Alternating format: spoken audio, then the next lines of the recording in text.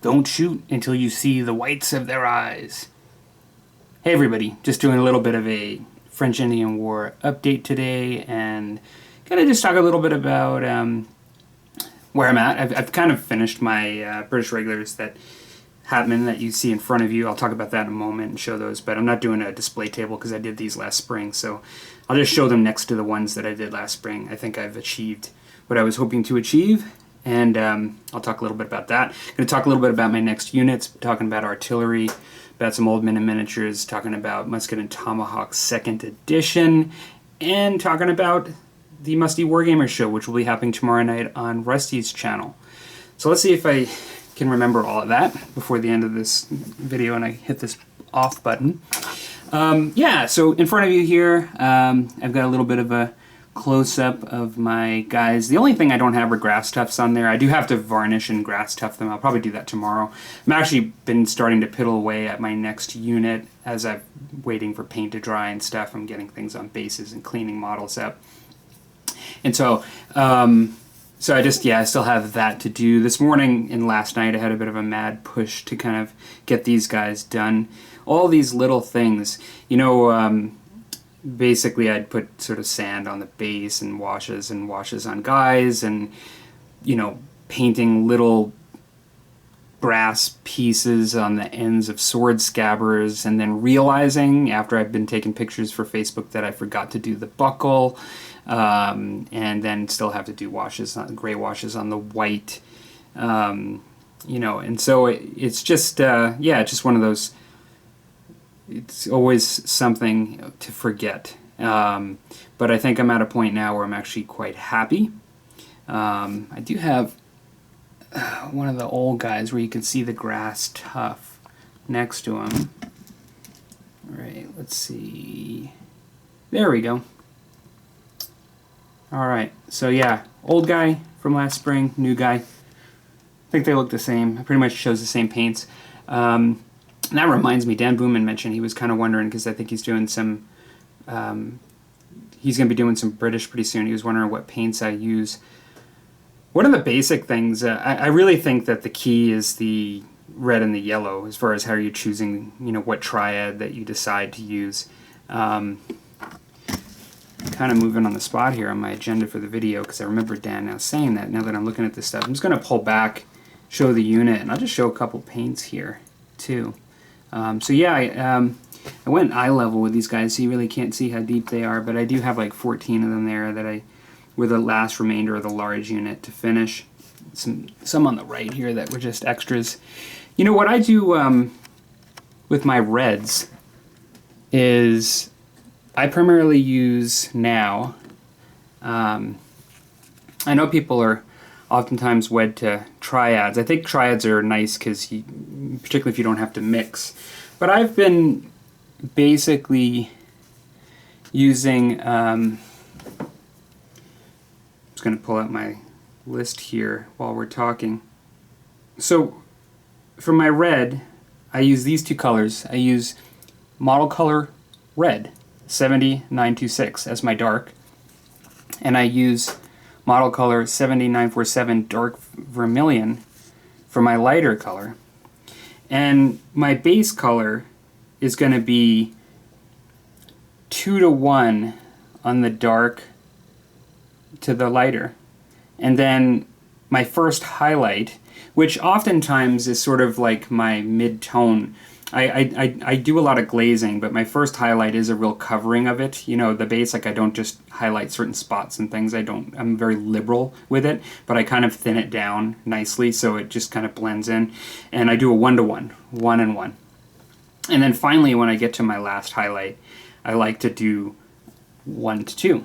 And so that's sort of my triad that I do. I kind of have a mid-tone that's just 1-to-1 in between them, and you know, I go heavy on this one and then heavy on that one.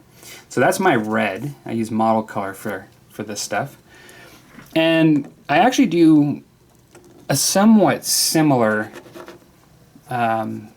look, and I would like to transition at one point perhaps to Model Color. I just find I like, it's kind of silly, but I like the bottles better than the GW, which I think a lot of people can understand that, because this one's a perfect example. It's starting to basically creep up here with all the dried paint.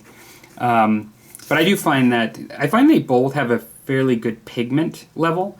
I find the paint themselves is very pigmented. It does need to be watered down more than, let's say, my coat to arms, which actually comes with a little bit more watered down. I don't have to really add water too much to that one in comparison. But for my yellow, I will base completely with Averland Sunset. And then I'll usually go 1-to-1 with the Flash Gets Yellow and Averland Sunset. And I actually find that's enough for me on that. I don't do another higher level of the yellow.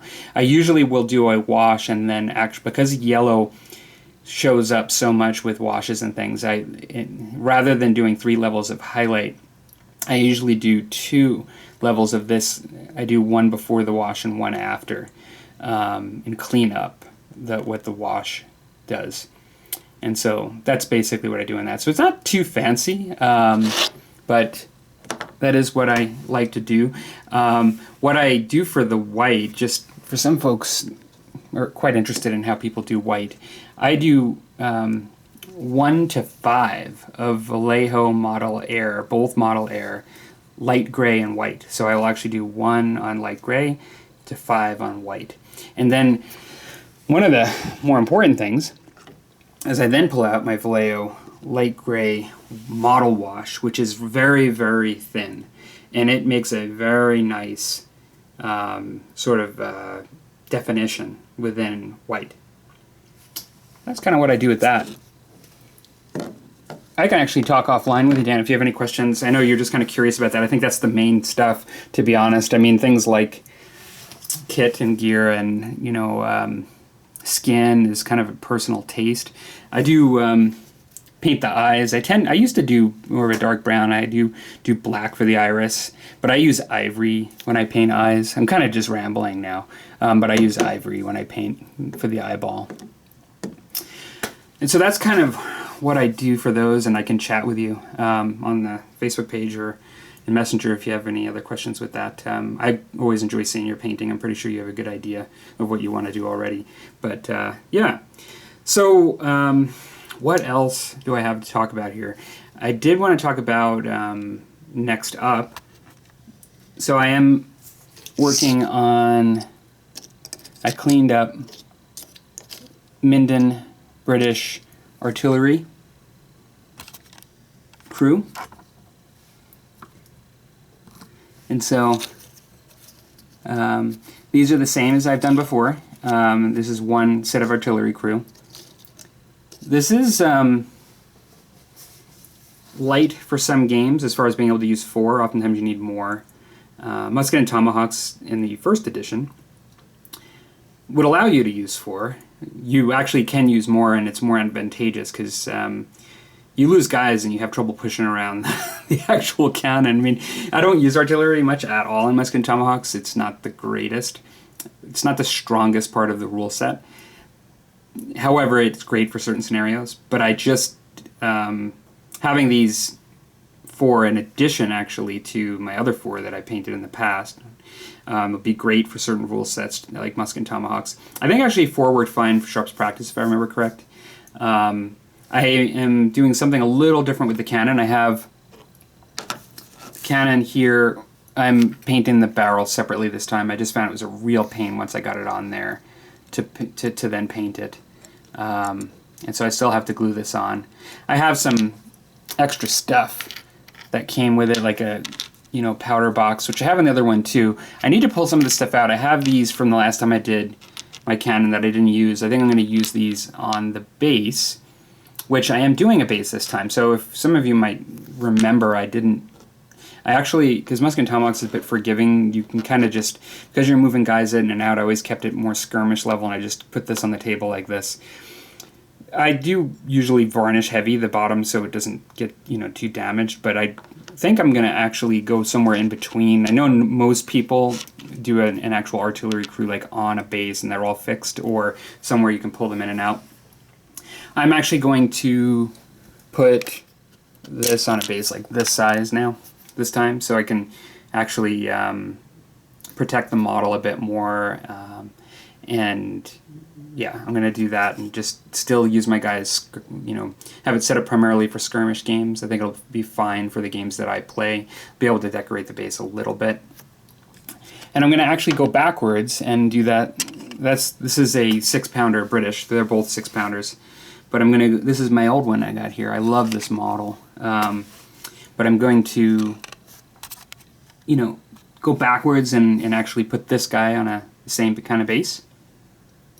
Speaking going backwards, this is more of a pastel blue. I've seen lots of cool shades of, lighter shades of colors like painted on wood, and I don't know if that's because they just paint such a light coat at times or because of sun bleaching that, you see these like lighter colors oftentimes on the artillery.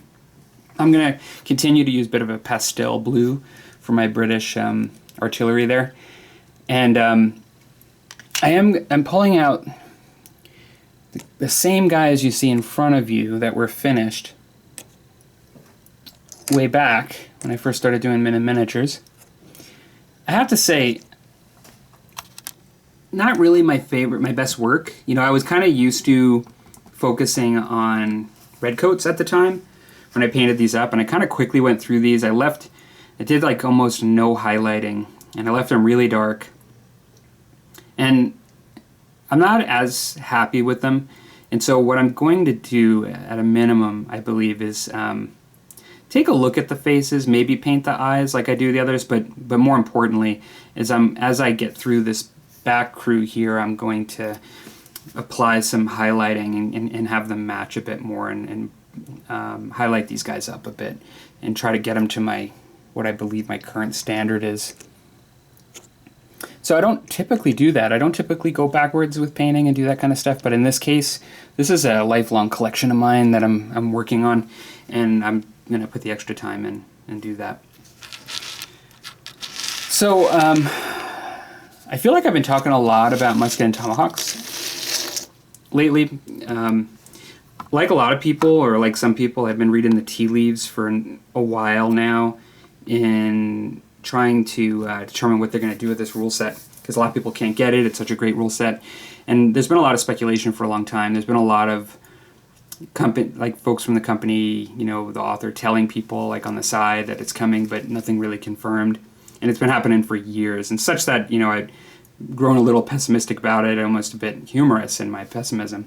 But over time, a lot of real things have come out to indicate that it's actually happening. And so I've been reading the tea leaves with a lot of folks, and we were like, yeah, this is happening now, even though it's not been officially said.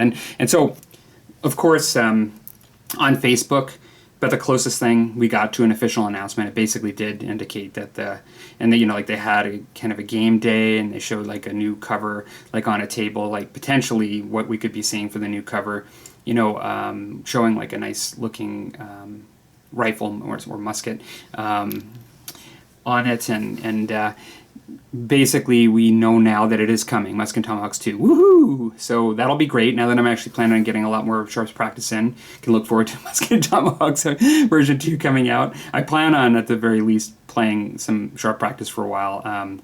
I'll be getting that Musket and Tomahawks and right in there with everybody on the channel and stuff. Love that game, and I'm actually quite excited. The D10 stuff we talked about, I think that there's potentially lots of room for improvements, that they're going to be making to an already great game, and so quite excited. And so yeah, Musket and Tomahawks 2 officially coming out. For those of you that don't believe me, go onto the Studio Tomahawk Facebook page, take a look at it. Trying to think. I think all I was going to say is tomorrow we do have our Musty Wargamers. We have a couple interesting topics. It's going to be over on Hellcorrect's or Rusty's channel. One of them is, do video games ever really simulate tabletop games well? And so that'll be an interesting topic. And then lastly, we're going to just have a discussion just on games where, miniatures that cross over to different games. And that's going to be the other one. So, all right, so that'll be, I believe there's a countdown on Rusty's channel, but it's going to be 8 Central, 9, telling the time wrong here, 8 Mountain, 9 Central, like usual, and hope to see you guys there. Take care.